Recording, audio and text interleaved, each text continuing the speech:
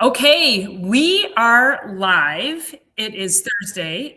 There she is. I was like, where is Dr. Peabody? Come on, you guys, give her a huge warm welcome. We were like, oh my God. I knew she wouldn't forget, but I thought maybe, sometimes we get patients that want to jabber with us or come in like, right before lunch and they're like, oh, please, please, please. But we always give to them, and that's okay. Oh, yeah. So anyway, I was just jumping on. I was just about to say, welcome to another episode of Chiropractic is Sexy. I'm Dr. Paula Ruffin. I'm Dr. Erica Peabody, and so it's always good to be here. This morning in practice has just been a ton of fun, and I'm laughing because that last patient, she was telling me the story, and she did one of those. She's a collegiate runner. She ended up not taking the scholarship and not running, but she was on the treadmill a couple days ago and she took a wrong step and went flying off the back. She was like, it's just like one of those, the videos that you see on Instagram and TikTok that everyone's laughing about. And she's like, it was so ridiculous. So we were laughing anyway. Oh my goodness. I know I could.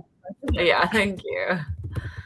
I do want to just welcome everybody in and ask you, please make sure you're subscribing. If you're watching from It's All About the Biology, jump on over to Dr. Paula Ruffin and Dr. Erica Peabody and Chiropractic is Sexy. I know it's a lot, but all the links are down in the show notes, and give us all some page love if you would.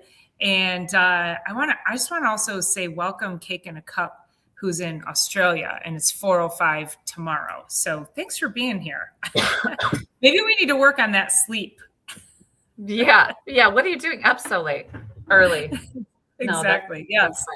I also had the other group of patients. I have to just tell you the story. The other group of patients went to Colorado, and I know we're always talking about stress into the nervous system. Now they've been under care. They're at like 500 to 600 visits each. It's a family of 5.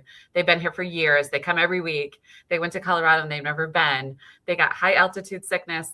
Everybody got sick. It was so dry. They only got to ski like a fraction of what they were able to do. And they're like, we're healthy. I'm like, next time you need to just say, hey, doc, will you come get coffee with us and help us like figure out how to do this like high altitude thing? I'm like, yes. Oh my gosh.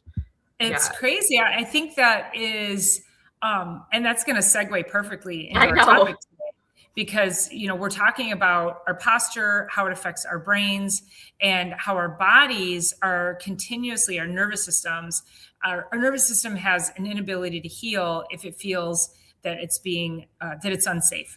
And so posture affects the nervous system and the brain dramatically. And so we're going to dive a little bit deeper into that today, and just tell you guys, like, what are you doing when you're on your phone? What are you doing when you're on your computer? What are you doing when you're just constantly looking down? All of that puts compression and stress onto the nervous system, and it creates a threat.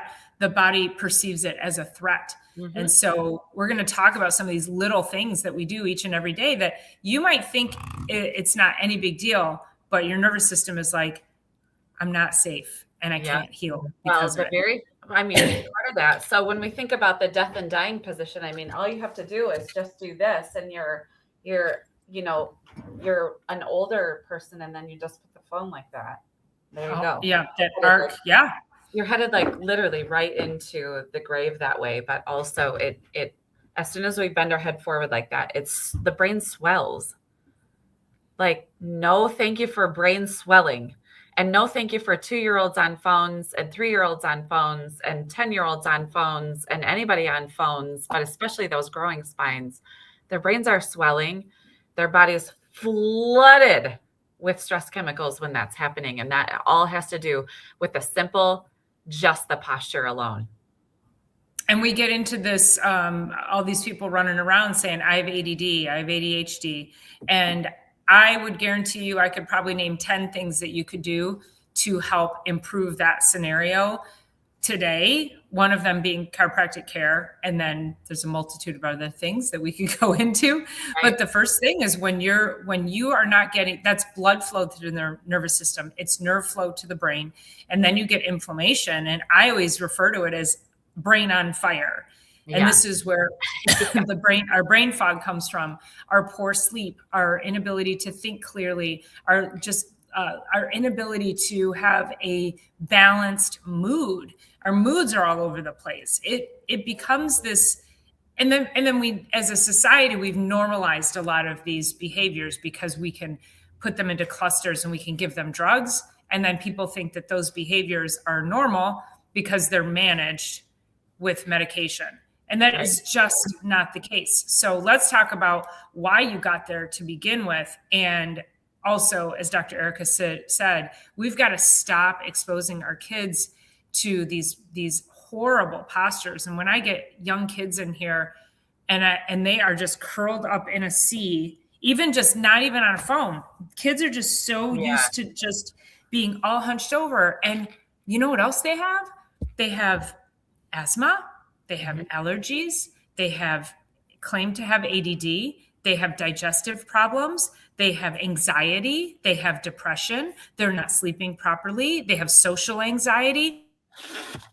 And when you compress the spine and nervous system like that, you're going to affect everything neurologically. So you got to sit up straight. You just got to get up there. So I am, growing up I was probably 5'10" when I was in 7th grade. I mean, I've been 5'10" from the age that I was about 12. So that makes me very tall.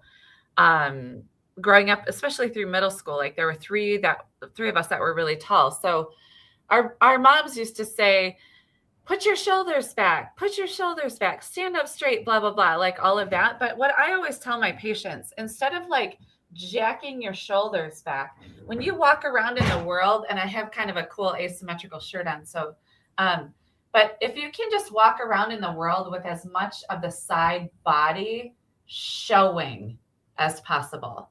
So that's not just like, put your shoulders back. It's like you kind of have to get your core involved. You have to get a lot more pieces than just your shoulders back when you're thinking about having as much of that front side body showing in front of the arm as possible. And then as you're moving through the world, it gives you just a different feeling and a different visual and a different like kinesthetic feeling than just put a quarter between your shoulder blades and hold it there all day. It doesn't work. It doesn't work. It's a little more palatable if you say just have as much of the side body showing as possible. My mom, when I was growing up, my mom took modeling lessons. She always wanted to be a model, and she was certainly beautiful enough. She absolutely could have. She was Miss Charleston, West Virginia. But anyway, and so she would always make us walk around with books on our heads. It was that era, when they talked about, good posture was the ability to hold a book, walk across the room with a book on your head. Yeah. And I don't know that I was ever a slouchy child. I don't ever recall being a sloucher. No, because you're like this on me. So you're like trying to keep up with the world. Right. Yes. Yeah. No, but actually I went to modeling school as well when I was in high school. It was the very best thing my mom could have done for me because I was riding horses and I needed to develop my confidence with a horse as well, but also like just the way that I carry myself has so much to do with Barbizon modeling school. Barbizon, oh my God. Did you go back to 1985 and pull out that name? I sure did. Oh my gosh. Sure. But it really was. They taught us so much about poise and how to carry the body because this structure as a teenager can get very awkward.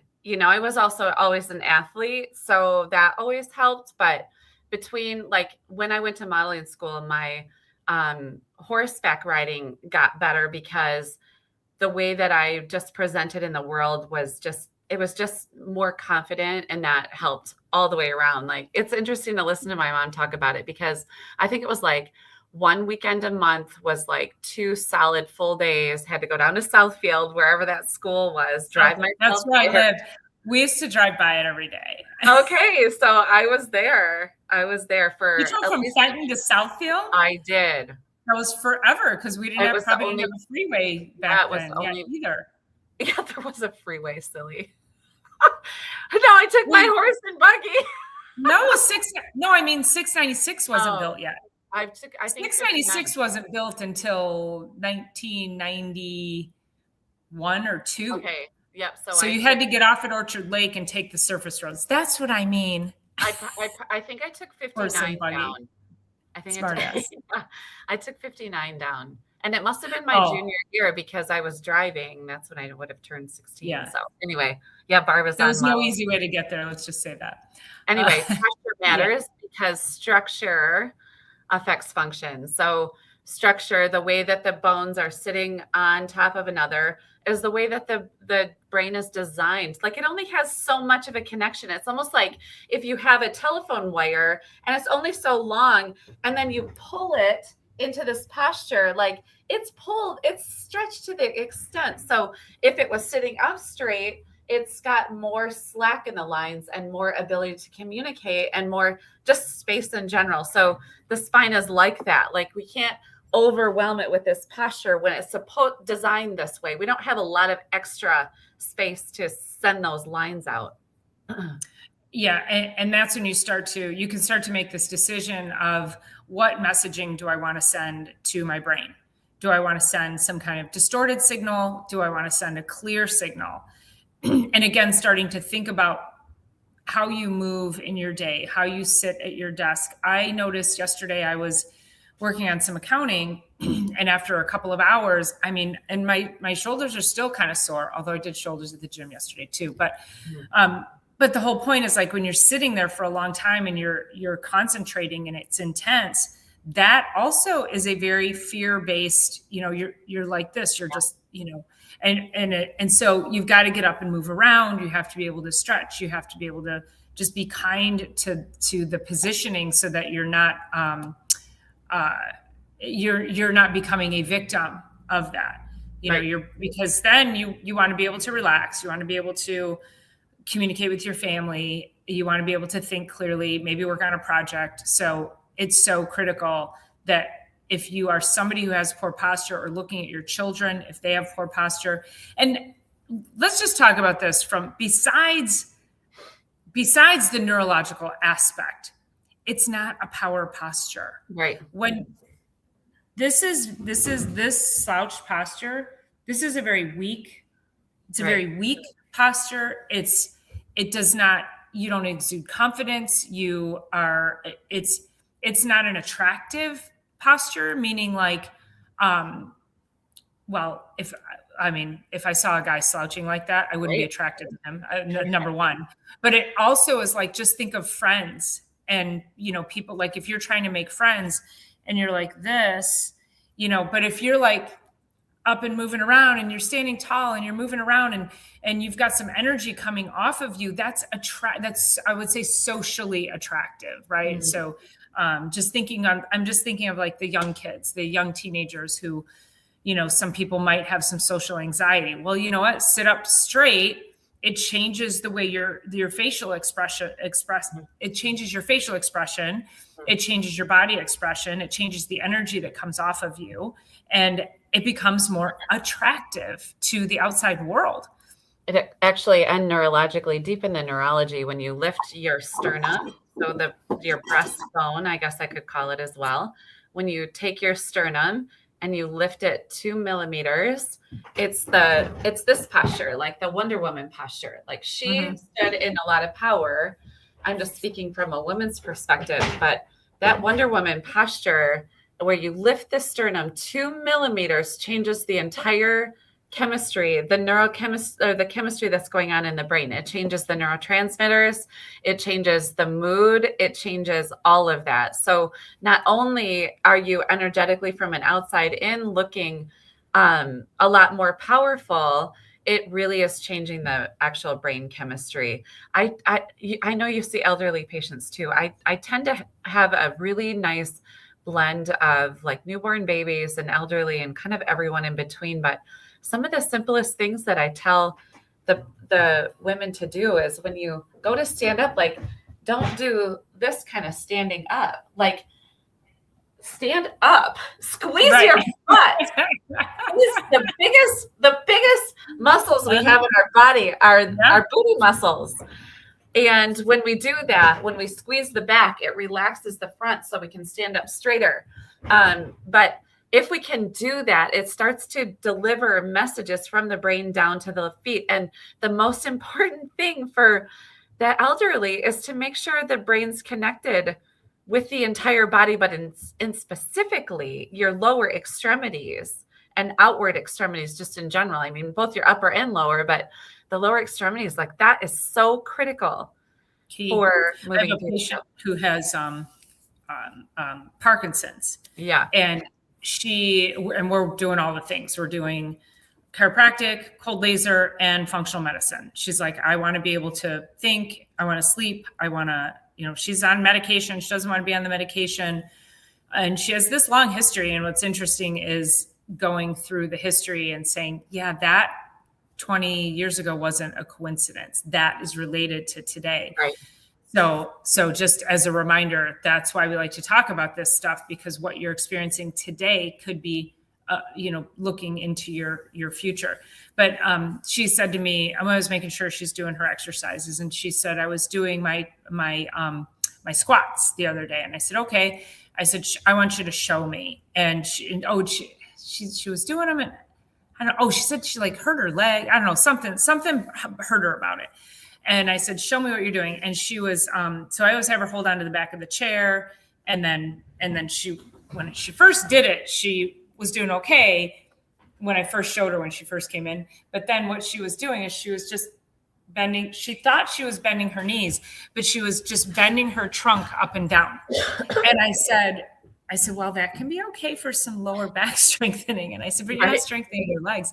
So I had her do chair squats. And I said, you have to sit, touch your bum, and stand up. Don't come down and rest.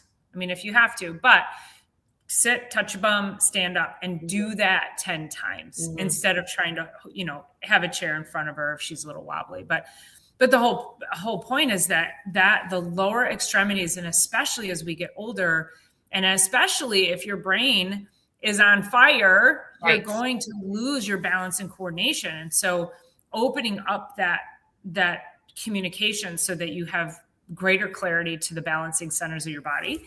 And then you're stronger. So you're strengthening the muscles, you're strengthening yourself neurologically. So maybe if you trip, it's not about falling, it's about catching yourself. Mm-hmm. And I think that's one of the biggest things that we forget. And I also think as women, we get into this place of women get into their probably about the 50s is what I've noticed, is that once they get into their 50s, they're like suddenly that I'm afraid of falling. Mm-hmm. Well, when did you stop doing the things that were critical to keep you strong, balanced, and coordinated, that then put the fear of falling into your head? And I mean, none of us want to fall, but we have to make sure that we're optimizing everything we possibly can so that we don't end up in a fall. It's so interesting. This was the question, but I had the greatest conversation with a patient yesterday, and I think she's mid 70s yesterday. And she said, if things don't show, this is a really interesting way she put it. If things don't show up until 2 weeks later, because she was out kayaking and she was out like living life, right? She's out kayaking. And then it was like 2 weeks later, her lumbar spine from, a certain point down was irritated. And she was pretty convinced it was from like a psoas spasm, or like, when you're sitting in that position and you're doing that thing, the psoas takes, she's like, how do I know what to do and what not to do when things don't show up for 2 weeks? I'm like, that is such a great question. I'm like, we don't know what to do or not to do, but what we can always, and you guys, I say this every freaking time: eat well, move well, think well, drink your water, get your rest, and get adjusted. And that's all we can ever do, as well as listening to the body along the way, right? So I said, your body, as she wants to be independent and she wants to be a goat, and she is a go-getter. I mean, if you met her, you'd be like, whoa, who, what? But she's been an athlete her whole life, and she's out trekking and hiking and all this stuff. And so she said, she's like, I want to be independent as long as I possibly can. I'm like, yes, apply to everybody. But what can you do today? The only thing we can is eat well, move well, think well, drink your rest, get your water, drink your water, get your rest, get adjusted, and push the limits of the body. In yoga, Dr. Paul and I are both avid yogis for, I don't know, 3 decades at this point for me. There's a line with the body, and the body, we should be pushing that line. Aging is the constant and continuous pursuit of comfort, right? So that's a Brecka line, Gary Brecka. But when we're pushing that line, we're pushing our comfort just a little bit each day, but not pushing beyond. So that's why I was talking to her. I'm like, we have to listen to the body. Structure leads to function. We have to stand up, get everything up underneath us. Don't start moving till your posture's nice and strong.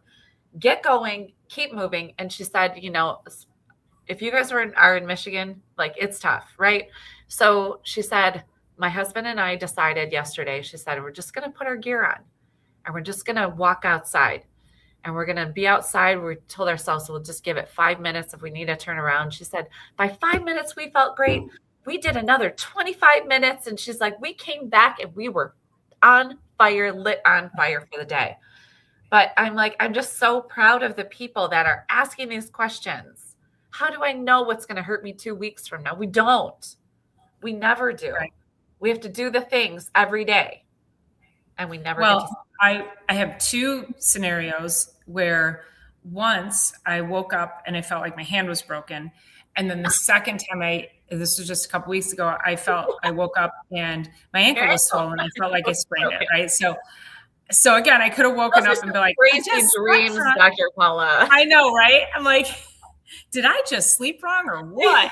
Yeah. Oh my gosh. But I also then have to go back to the fact that there's menopause, there's hormonal changes. Maybe there was some dietary shifts. I don't know. But also I broke this hand 15 years ago. I've sprained my ankle 1,000,000 times over the years.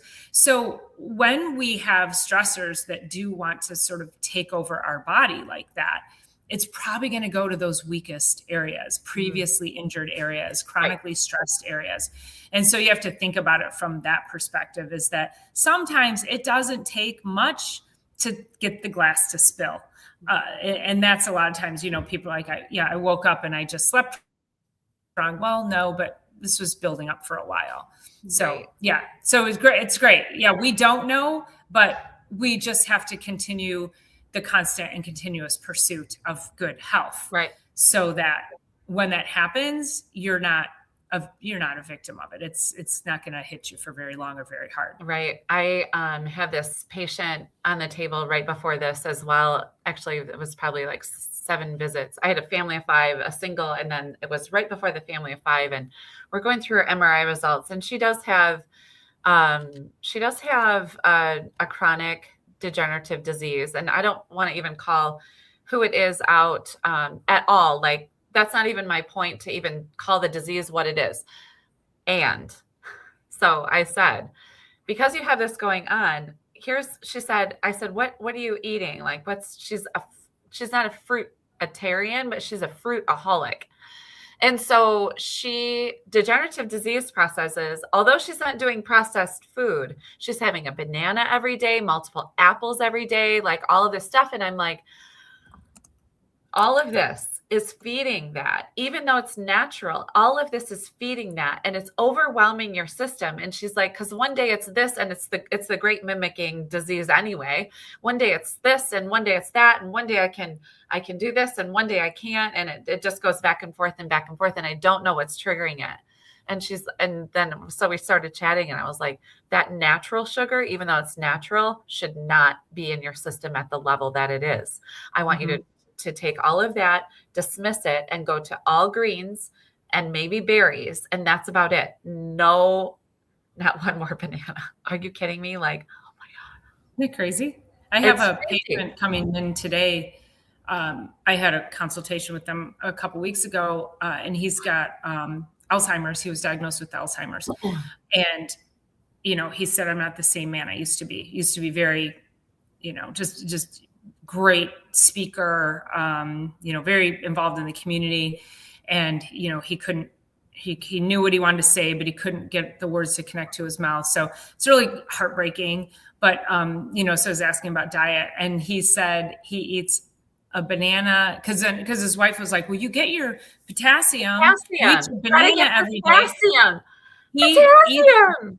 Oh my God. He eats a banana and he does honey and something in the morning, every morning. You guys, that is major blood sugar, like not crash, but spike. That's like a bomb. That's like a sugar bomb. Yeah. And unless you're going to the gym, or you're going to go run, or you work on a farm, or you're doing some kind of heavy lifting where you're burning that off, that is not what you should be doing at all. That is not a good practice. And I'm not sure where that whole take honey first thing in the morning concept came from. I would say big honey, but right. Yeah. No, it's a bare aspirin every day. It's wild. Mm-hmm. And we've talked about this over the last, especially the first few weeks of the year, this year. It's like, if you're looking for health, get your butt into a chiropractic office. If you're looking for diet help, get your butt into a chiropractic office. If you're looking for movement health, get your butt into a chiropractic office. If you're looking for overall health and wellness, get your butt into a chiropractic office. And if you're not, you're just seriously doing yourself a disservice. You just are. And there's no way around it, because, we talked a little bit about the food pyramid getting flipped on its head. Like, what else needs to be flipped on its head? One of my mentors was talking, like, if this is exactly backwards, like, what other things that are along those government guidelines are exactly backwards? Probably a lot of it. And so we need to just be searching for health answers in the right health places. And that's why we're here every week, for sure. And happy to answer questions throughout the time too. And even when we're not here, and come into our offices, or let us help you find somebody, because it's the place where the answers are. So anyway. Well, and when we talk about yoga, and there's a little conversation going on here about horse pose, which in yoga, we call that goddess pose. And Cake in a Cup says, I could have gone my whole life without knowing I had some of those muscles. But that it's an incredible posture. And I know you also said it really hurts, which means you got to do it, because that posture is so important. When you're in horse or goddess, guess what you're doing?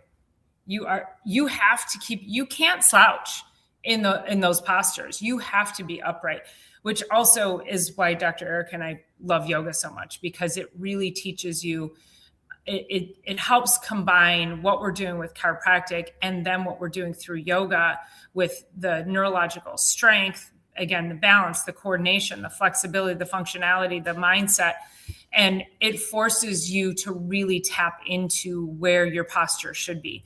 And so when you do things like that, you have to be training yourself also to stand up straight. And of course, in yoga, when we're doing goddess, we put our arms up like this and we put our arms back.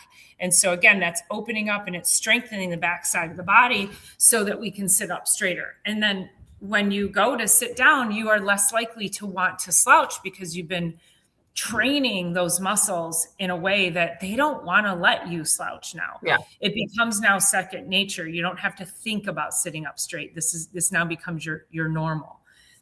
And people say, when I sit up straight, my back gets sore. That means you have very weak postural muscles. Mm-hmm. And that means you need to work on them even more. And it can be as simple as, it would be awesome if everybody on here decided that they would want to take up yoga and go a couple times a week as well. And if you can't, there's so much that you can do at home with even just the simple laying on your belly and lifting and working the entire erector combination of muscles right down the back, like basically your back straps, as well as, what between your shoulder blades and all of that. Like if you can just start activating that side of the body rather than activating this side of the body, you're going to have a whole this lot. Side gets way too much. The back body, no, not so much. Yeah. And when we look at people, we look at posture, we're judging you. Just so we're you know. judging you. If you're at the store and we're at the store and we're watching you, we're judging you.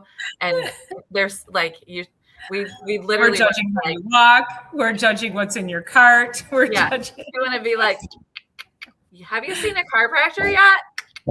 Have you seen a chiropractor yet? You should go to my office. We would never do that because I don't really. I mean, I only want to care as much as we care about themselves. That's how much I'm going to care. But that's what we literally could be. Bentley, what's the dealio? So anyway, if you guys just literally just go around and look out into the stores or out in your world, and you can see that. Paula, we probably need to wrap it up anyway here. We just have a couple minutes. We're already to 40 almost. So anyway, just looking around, looking at the stores. Yes, we're judging your cart. Yes, we're judging your posture. Yes, we're judging. But mostly because we really want this world to be a little bit more aware that structure leads to better function. So, oh, you're on mute. Yeah, something's going on because you're not showing you're on mute, but it's Am I not unmuted now? There you go. Okay. Stop. But it's almost 1:40 already. So. Okay. All right. Well, we'll call it at that. But great chat today. Thank you, everybody, for jumping into the comments. Please make sure that you like, subscribe, and all the things. I'll see you on Sunday for Sunday Night Live, and we'll see you back here next Thursday. See you guys. Peace.